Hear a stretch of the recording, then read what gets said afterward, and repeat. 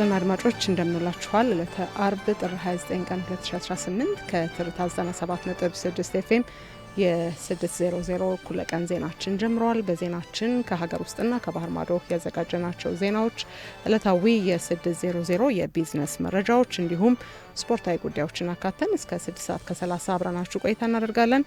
ከፕሮግራማችን ጋር ከአብራችሁ እንድትቆዩ በአክብሮት ጋበዝን። የዕለቱን ትርታ 600 የመራው ራህማ መሐመድ አበራችኋለሁ። ቴክኒኩን በጥራት በመቆጣጠር ደግሞ ቴክኒሻናችን በሱ ፍቃድ ባልቻ አብሮን ቆይታ ያደርጋል። አብራችሁ እንድትሆኑ በአክብሮት ጋበዝን።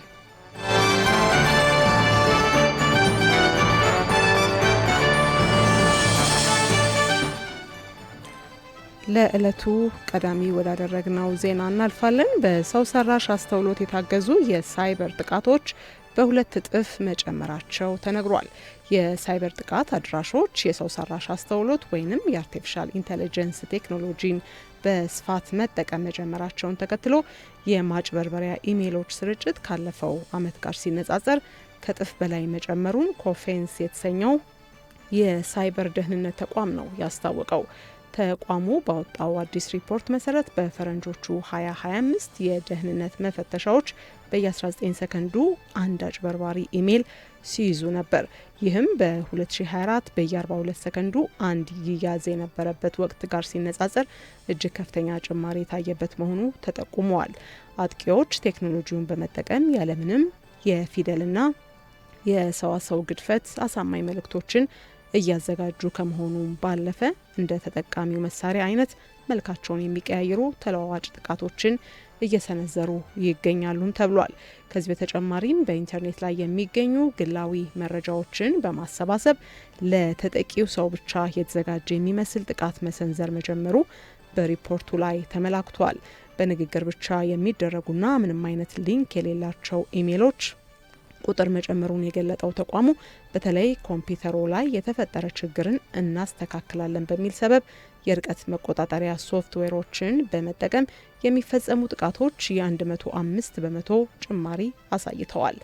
የሳይበር ጥቃቶች ከጊዜ ወደ ጊዜ እየረቀቁ በመምጣታቸው ተቋማት በመከላከያ ሶፍትዌሮች ላይ ብቻ መተማመን እንደሌለባቸው ኮፌንስ አሳስበዋል።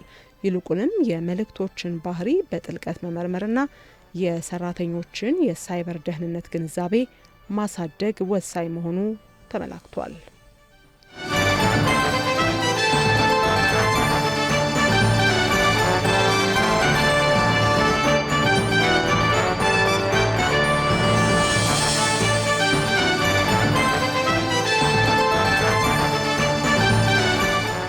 ወደ ሌላኛው የሀገር ውስጥ ዜናችን አለፍን። ውድ አድማጮች፣ በአዲስ አበባ ከተማ ባለፉት 6 ወራት የከተማዋን ነዋሪዎች የኑሮ ጫና የሚያቃልሉ ተጨባጭ ስራዎች መከናወናቸውን የከተማው አስተዳደር ከንቲባ አዳነች አቤቤ ናቸው ያስታወቁት።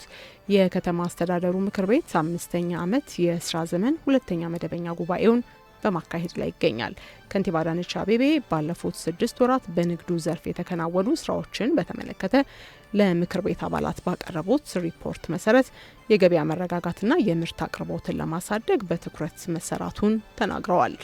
በዚህም 688153 ኩንታል በላይ ሰብል፣ 2,127,208 በላይ ዳልጋ ከብትና በግና ፍየል እንዲሁም 3,899,372 ኩንታል አትክልትና ፍራፍሬ ለገበያ መቅረብ መቻሉን ጠቁመዋል። ከዚህ በተጨማሪም 12,601,755 ሊትር የምግብ ዘይትና 242,892 ኩንታል ስኳር በማቅረብ የከተማዋን ነዋሪዎች የኑሮ ጫና የሚያቃልሉ ተጨባጭ ስራዎች መከናወናቸውን አብራርተዋል። የንግድ መሰረተ ልማትና ቁጥጥርን በተመለከተም በሰጡት ሰፊ ማብራሪያ የደላላን ሰንሰለት በመበጠስ ሸማቹን ቀጥታ ከአምራች ጋር በማገናኘት ሰፊ ስራዎች መሰራታቸውን አመላክተዋል። በ5ቱ የከተማ መግቢያዎች ከተገነቡት በተጨማሪም የላፍቶ ቁጥር 2 ገበያ ማዕከል ወደ አገልግሎት መግባቱን ጠቅሰው የቅዳሜና እሁድ የገበያ ቦታዎች ቁጥር ከ219 ወደ 245 ከፍ እንዲል መደረጉን ጠቁመዋል። በ230,013 ድርጅቶች ላይ ክትትል በማድረግም 12,139 ጥፋተኞች መለየታቸውንና ከነዚህም ውስጥ 10,496 ነጋዴዎች ወደ ህጋዊ የንግድ መስመር መመለሳቸውን ጠቅሰዋል።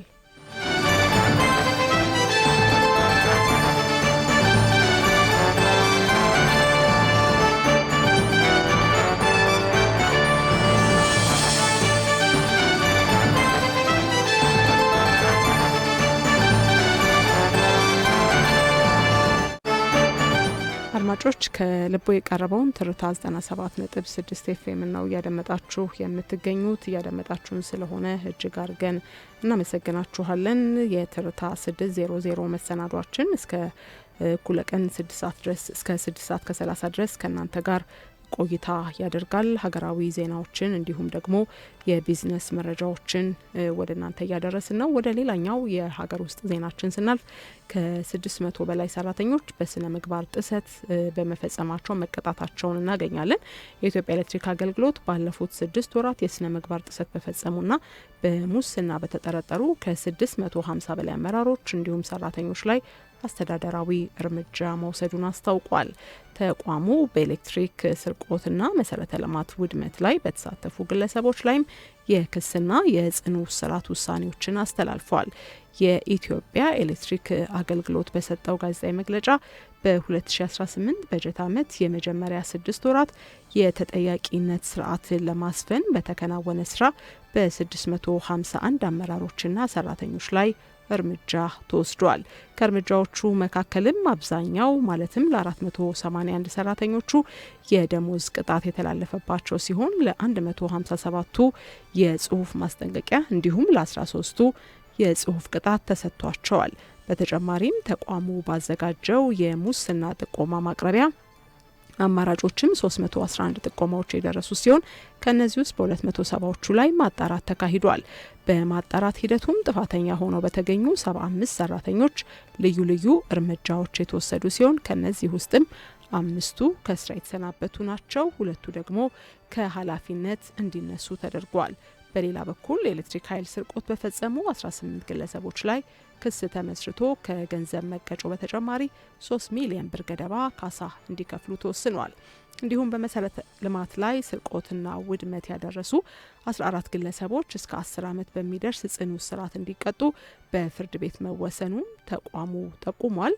የኢትዮጵያ ኤሌክትሪክ አገልግሎት ደንበኞች መሰል ጥፋቶችን ሲያጠፉ ጥቆማ በመስጠት እንዲተባበሩና መረጃዎች በተቋሙ የማህበራዊ ሚዲያ ገጾች እንዲከታተሉ ጥሪውንም አቅርበዋል።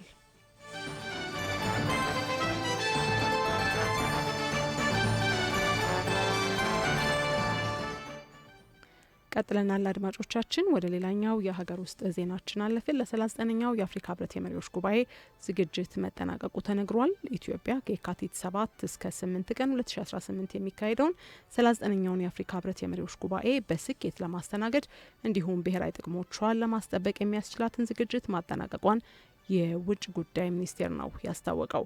የሚኒስትሩ ቃል አቀባይ አምባሳደር ነቢያት ጌታቸው በሰጡት መግለጫ አገሪቱ በጉባኤው ወቅት ብሔራዊ ጥቅሞቿን ለማስጠበቅ የሚያስችል በቂ የይዘትና የሎጂስቲክስ ዝግጅት አድርጋለች። በተለይም የኮንፈረንስ ቱሪዝምን ለማሳደግ እንዲሁም የሀገርን ገጽታ ለመገንባት ጉባኤው ትልቅ እድል እንደሚፈጥር ጠቁመዋል። የዘንድሮ የህብረቱ ጉባኤ በውሃ ሀብት አጠቃቀምና በንጽህና አጠባበቅ ዙሪያ ላይ ትኩረት አድርጎ እንደሚመክርም ታውቋል።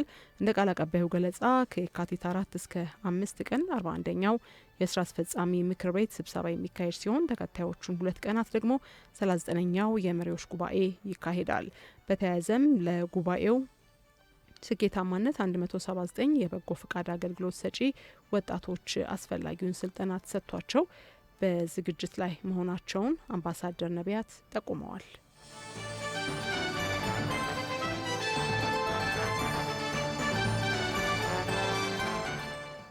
አድማጮች ቀደም ሲል የሀገር ውስጥ ዜናዎቻችንን ወደ እናንተ አደረስን። አሁን ደግሞ ወደ እለቱ የባህር ማዶ ዜናዎቻችን ነው የምናልፈው።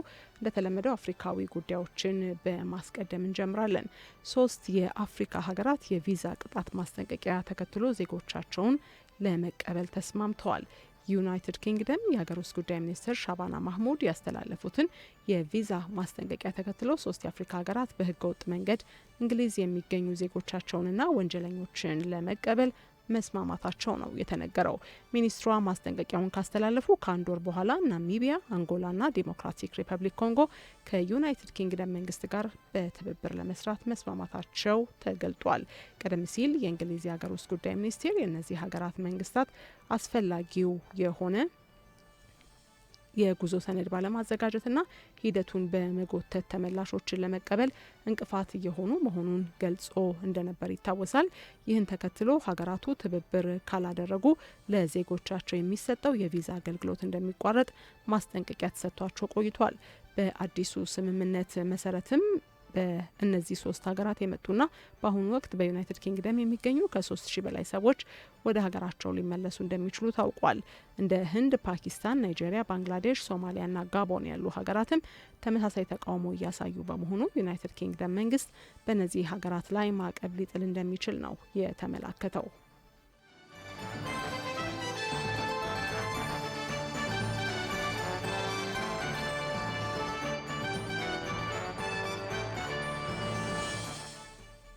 የውጭ ዜናዎቻችን ቀጥለዋል። ውድ አድማጮች ወደ ቀጣዩ ዜናችን ስናልፍ የቀድሞ የናይጄሪያ ምክትል ፕሬዝዳንት አቲኩ አቡበከር በናይጄሪያ የተፈጸመውን ጭፍጨፋ አውግዘዋል። አቡበከር ከማውገዛቸው በተጨማሪም ናይጄሪያ የሞት ሜዳ መሆኗን የሚያሳይና ዘግናኝ የሆነ ጭፍጨፋ ነው ሲሉ ገልጠውታል።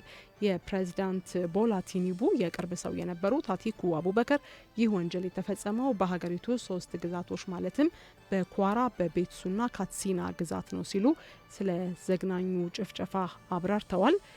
አቡበከር ግድያ የተፈጸመበት ክስተትና ፍጥነት መንግስት ዜጎቹን መጠበቅ እንደማይችል ያየንበት አጋጣሚ ነው ሲሉም መንግስትን ወቅሰዋል። በርካታ አስክሬኖች እያየን የቲኑቡ ባዶ ውግዘት ምንም አይሰራም፣ የጸጥታ አካላት ንቁ መሆን አለባቸው፣ ምላሽ ሰጪ ሳይሆን ቅድሚያ መከላከል የሚችሉ መሆን ይኖርባቸዋል ሲሉም የቀድሞ የናይጄሪያ ባለስልጣን የነበሩት አቲኩ አቡበከር ተናግረዋል። ከዚህ ጋር በተያያዘም እንግዲህ የናይጄሪያ የሞት ሜዳ መሆን ሊያበቃ ይገባል ሲሉ አቲኩ አቡበከር ተናግረዋል ሲል የዘገበው አፍሪካ ኒውስ ነው።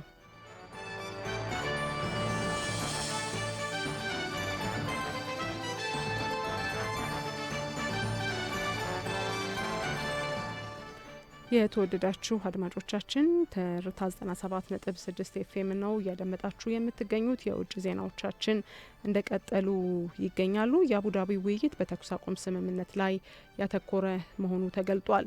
በሁለተኛው ዙር የሶስትዮሽ ውይይት ከዩክሬን ከሩሲያና ከአሜሪካ የመጡት ልኡካን ጦርነቱን በዘላቂነት ለመፍታት ያለመ ውይይት መደረጉ ተሰምቷል። ውይይቱ በሩሲያና ዩክሬን መካከል ባልተፈቱ ጉዳዮች ላይ ያተኮረ ሲሆን የተኩስ አቁም አተገባበር ሂደቱ በዋናነት የውይይቱ ማዕከል ነውም ተብሏል።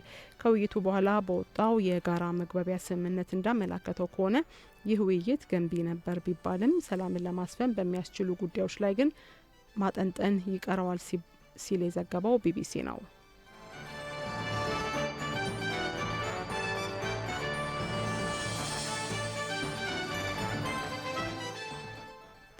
የተወደዳችሁ አድማጮቻችን ከልቦ የቀረበውን ትርታ 97.6 ኤፍኤም ነው እያደመጣችሁ ያላችሁት። አብራችሁን ስላላችሁ እጅግ አድርገን እናመሰግናችኋለን። ቀደም ሲል እንግዲህ ከሀገር ውስጥና ከባህር ማዶ ያዘጋጀናቸውን ዜናዎች ወደ እናንተ አድርሰናል። አሁን ደግሞ ወደ ዕለቱ የቢዝነስ መረጃዎች እናልፋለን።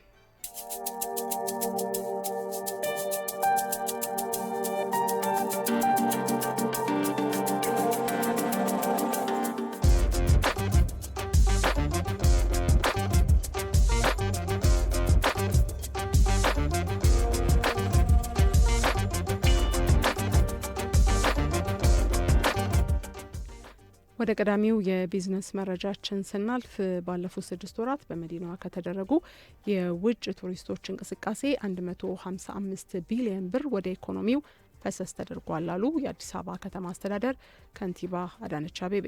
ከንቲባዋ በከተማው አስተዳደሩ ምክር ቤት 5ኛ ዓመት የስራ ዘመን 2ኛ መደበኛ ጉባኤ ላይ የቱሪዝም እንቅስቃሴን በተመለከተ ባቀረቡት ሪፖርት ላይ ነው ይህንን የተናገሩት።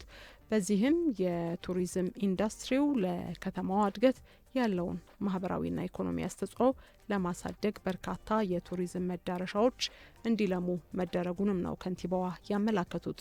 ወደ ከተማዋ የሚመጡ ቱሪስቶች ቁጥር በፍጥነት እየጨመረ እንደሚገኝ ጠቁመው ባለፉት 6 ወራት 4.9 ሚሊዮን የሀገር ውስጥ ቱሪስቶች በመዲናዋ ጉብኝት ማድረጋቸውን ተናግረዋል።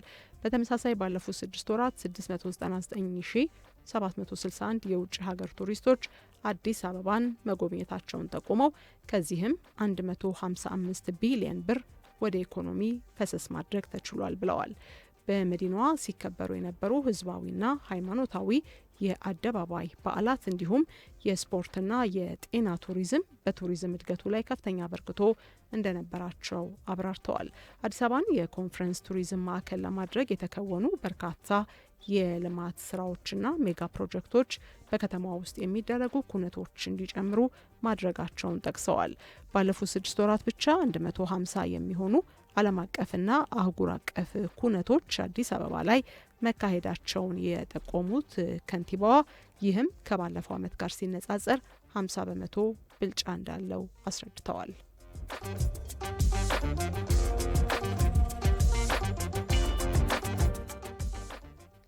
ቀጥለናል አድማጮቻችን። ወደ ሌላኛው የቢዝነስ መረጃችን አለፍን። የሳውዝ አፍሪካው ግዙፍ የፋይናንስ ተቋም አብሳ ባንክ የኢትዮጵያ መንግስት የባንክ ዘርፉን ይበልጥ ነጻ ካደረገና የቁጥጥር ማዕቀፎቹን የሚያላላ ከሆነ ወደ ሀገሪቱ የፋይናንስ አገልግሎት ገበያ ለመግባት እቅድ እንዳለው አስታውቋል። ባንኩ እስካሁን የተከናወኑት የባንክ ዘርፎች ሪፎርም ላይ የሚበረታቱ ቢሆንም አሁንም ድረስ ጥብቅ ቁጥጥር በሚደረግበት ገበያ የረጅም ጊዜ የንግድ ቁርጠኝነትን ለመውሰድ በቂ እንዳልሆኑ አመላክቷል። የኢትዮጵያ ብሔራዊ ባንክ እንደ አውሮፓውያኑ አቆጣጠር በመጋቢት 2025 የውጭ ሀገር ተቋማትና ዜጎች በሀገር ውስጥ ባንኮች ላይ ኢንቨስት እንዲያደርጉ ለመጀመሪያ ጊዜ የሚፈቅድ የባንክ ስራ አዋጅ ቁጥር 1360/2017 ማውጣቱ ይታወሳል። ይሁን እንጂ ህጉ የውጭ ተቋማት የባለቤትነት ድርሻ ከ40 በመቶ የውጭ ዜጎች ደግሞ ከ49 በመቶ እንዳይበልጥ ገደብ መጣሉ ይታወቃል። ወደ ገበያው ለመግባት ፍላጎት ያላቸው እንደ አብሳ ያሉ ተቋማትን ግን የዘርፉን ከፍተኛ የካፒታል ፍላጎትና የስጋት መጠን ግምት ውስጥ ሲያስገቡ የተቀመጠው የባለቤትነት ገደብ አዳጋች መሆኑን ገልጠዋል። የአብሳ ግሩፕ ዋና ስራ አስፈጻሚ ኬኒ ፊላ እንደተናገሩት በኢትዮጵያ ያለውን ሁኔታ በቅርበት እየተከታተልነው ነው። የመጀመሪያዎቹ ጥቂት አስፈላጊ እርምጃዎች ተወስደዋል ብለን እናስባለን። ነገር ግን ከባንክ ጋር በተያያዘ የቁጥጥር ከባቢው ይበልጥ ክፍት እንዲሆን እንፈልጋለን ብለዋል። አክለውም የረጅም ጊዜ ውሳኔ ለማሳለፍ የሚያስችል ምቹ ሁኔታ ሲፈጠር ወደ ገበያው ለመግባት እንደሚወስኑ አረጋግጠዋል። አብሳ ይህን አስተያየት የሰጠው በኬንያ ገበያ ውስጥ አዳዲስ ባንኮችን በመግዛት ይበልጥ ለመስፋፋት በንቃት እየተንቀሳቀሰ ባለበት በዚህ ወቅት ነው። ይህ የባንኮች ውህደትና ግዢ እንቅስቃሴ ሌሎች አህጉራዊ አበዳሪዎችንም እየሳበ ይገኛል። ለአብነት ያህልም የናይጄሪያው ዜኒት ባንክ ፓራማውንት ባንክን እየገዛ ሲሆን የሳውዝ አፍሪካው ኔድ ባንክ ደግሞ በኤንሲቢኤ ባንክ ውስጥ የ66 በመቶ ድርሻ ለመግዛት ተስማምቷል። አብሳ በአሁኑ ወቅት በኬንያ የ4.29 ቢሊዮን ዶላር የሀብት መጠን ያለው ቅርንጫፍ እንዳለው ይነገራል። የኬንያን በአንጻራዊነት ክፍት የሆነ የቁጥጥር ሁኔታ በመጠቀም በምስራቅ አፍሪካ ያለውን አሻራ ለማስፋት ማቀዱንም አብሳ ባንክ አስታውቋል። በኬንያ የባንኮች ውህደትና ግዢ እንዲፋጠን ካደረጉት ምክንያቶች አንዱ የካፒታል መስፈርት መጨመር ሲሆን እንደ አውሮፓውያኑ አቆጣጠር የ2024 የንግድ ህጎች ማሻሻያ አዋጅ ባንኮች በሚቀጥሉት 5 ዓመታት ውስጥ ዝቅተኛ የካፒታል መጠናቸው ከ7.75 ሚሊዮን ዶላር ወደ 77.52 ሚሊዮን ዶላር እንዲያሳድጉ ደንግጓል። ይህ ተለዋዋጭ ሁኔታ በኢትዮጵያም ሆነ በሌሎች የምስራቅ አፍሪካ ሀገራት የፋይናንስ ዘርፍ ላይ ትልልቅ ለውጦች እንደሚመጡ ማሳያ ተደርጎ ተወስዷል። አብሳ ባንክም ይህንን ምቹ አጋጣሚ ለመጠቀም የቁጥጥር ከባቢው ለዛ ምቹና አዎንታዊ መሆን እንዳለበት አጽንኦት ሰጥቷል ሲል የዘገበው ካፒታል ጋዜጣ ነው።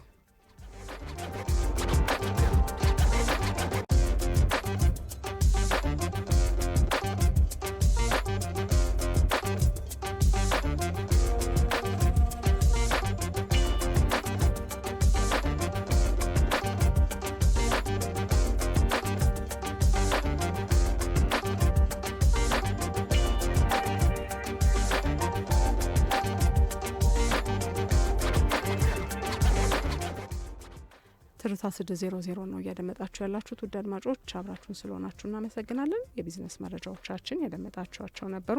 አሁን በቀጥታ የምናልፈው ወደ ዕለቱ ስፖርት መረጃዎች ይሆናሉ።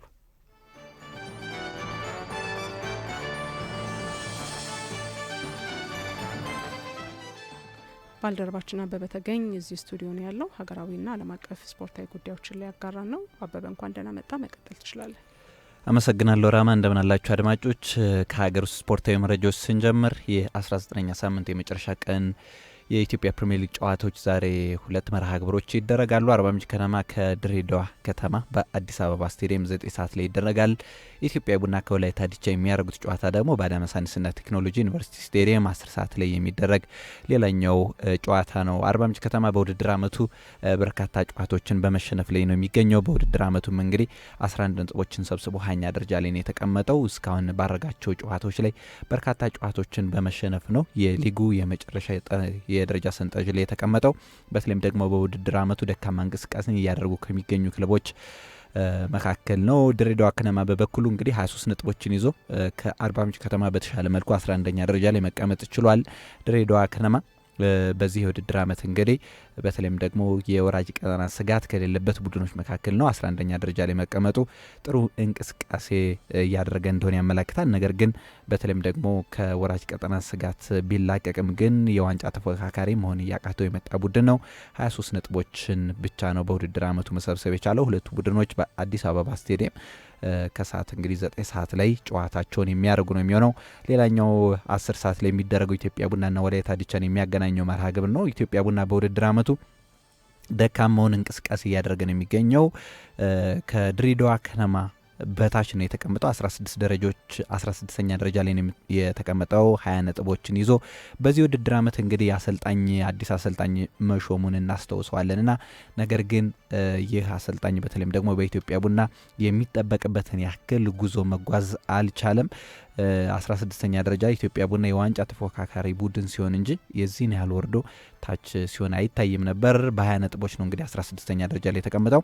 ወላይታ ዲቻ ጋር የሚያደርገው ጨዋታ ይጠበቃል። ወላይታ ዲቻ እንደ አርባ ምንጭ ከተማ ሁሉ ወራጅ ቀጠና ላይ የሚገኝ ቡድን ነው። 16 ነጥቦችን የያዘው 19ኛ ደረጃ ላይ የተቀመጠ ቡድን ሆኗል። በተለይም ደግሞ በዚህ ጨዋታ ላይ ኢትዮጵያ ቡና በሚያደርገው ጨዋታ ላይ እንግዲህ ይህን ጨዋታ የሚያሸንፍ ከሆነ ምናልባት ነጥቦችን የሚያሻሽልበት እድል ሰፊ ይሆናል። ወላይታ ዲቻም እንዲሁ ከወራጅ ቀጠና ለመውጣት እንግዲህ ብርቱ ፉክክር ያደርጋሉ ተብሎ ይጠበቃል። በአዳማ ሳይንስና ቴክኖሎጂ ዩኒቨርሲቲ ከሚደረጉት መርሃ ግብሮች እንግዲህ ዛሬ ይህ የዛሬው የብቸኛ መርሃ ግብር ነው። አርባ ምንጭ ከተማ እንግዲህ ተጫዋቾችን ዛሬ ሳሙኤል እንዲሁም በፍቅርንና ኤፍሬምን በጉዳትና በቅጣት ምክንያት የማያገኝ ሲሆን ድሬዳዋ ከነማ ደግሞ ሄኖክ ሀሰንን በጉዳት ምክንያት ግልጋሎት እንደማያገኝ ነው የተገለጸው። ወደ ውጭ ስፖርታዊ መረጃዎች ስናመራ ዛሬ የ25ኛ ሳምንት የመጀመሪያ ቀን የእንግሊዝ ፕሪሚየር ሊግ ጨዋታዎች ይደረጋሉ። ሊድስ ዩናይትድ ከኖቲንግሃም ፎረስት የሚያደርጉት ጨዋታም ምሽት 5 ሰዓት ላይ ይደረጋል። ሊድስ ዩናይትድ በውድድር ዓመቱ እንግዲህ ከሻምፒዮንሺፑ ያደገ ቡድን ነው። በዚህ የውድድር ዓመት 26 ነጥቦችን ሰብስቦ 16ኛ ደረጃ ላይ ነው የተቀመጠው። ኖቲንግሃም ፎረስት በበኩሉ ያለፈውን የውድድር ዓመት ጠንካራ ተፎካካሪ የነበረ ቡድን ቢሆንም በዚህ የውድድር ዓመት ግን 17ኛ ደረጃ ላይ ተቀምጧል። በተለይም ደግሞ በዚህ ሳምንት በርካታ መርሃ ግብሮች የሚጠበቁ የእንግሊዝ መርሃ ግብሮች አሉት። ማንቸስተር ዩናይትድ ከቶተንሃም ሆትስፐር የሚያደርጉት የነገም 9 ሰዓት ከ30 ላይ የሚጀምረው ጨዋታ ከተጠባቂ ነው። እንዲሁ አርሰናል ከሰንደርላንድ የሚያደርጉት ጨዋታም ቅዳሜ የሚደረግ መርሃ ግብር ነው። ዛሬ ግን የሚደረግ አንድ ብቸኛ መርሃ ግብር ነው የሚደረገው። ሊድስ ዩናይትድ ከኖቲንግሃም ፎረስት የ5 ሰዓት ጨዋታ ብቻ ማለት ነው። በስፔን ላሊጋ እንዲሁ ሴልታ ቪጎ ከኦሳሱና 5 ሰዓት ላይ፣ በጣሊያን ሴሪያ ደግሞ ሄላስ ቬሮና ከፒሳ 4 ሰዓት ከ45 ላይ፣ በጀርመን ቡንደስ ሊጋ መርሃ ግብር ዩኒየን በርሊን ከኢንትራ ፍራንክፈርት 4 ሰዓት ከ30 ላይ የሚደረጉ የዛሬ የስፖርት መርሃ ግብሮች ናቸው። በተለይም ደግሞ እንዲሁ በስፔን ላሊጋም እንግዲህ ብርቱ ፉክክር እየተደረገበት ነው የሚገኘው። የላሊጋው መሪ ባርሴሎናና ሪያል ማድሪድ እንግዲህ ማን የዋንጫ ተፎካካሪ ይሆናል የሚለውም እንግዲህ ይጠበቃል። ዛሬ ግን አንድ ብቸኛ መርሃ ግብር ነው በስፔን ላሊጋ የሚደረገው ምሽት 5 ሰዓት ላይ ሴልታ ቪጎ ከኦሳሱና የሚያደርጉት መርሃ ግብር ነው። ስፖርታዊ መረጃዎችን ከዚህ ጋር ብናጠናቀቅ ጥሩ ነው። ራማ እጅግ አድርገን እናመሰግናለን። የስፖርት ክፍል ባልደረባችን አበበ ተገኝ ላደረስከን ስፖርታዊ መረጃዎች። የተወደዳችሁ አድማጮቻችን ትርታ 600 የተከታተላችሁትን ይመስል ነበር። ቀሪ የትርታ መሰናዶች መደመጣቸውን ይቀጥላሉ። ሰናይ ቀን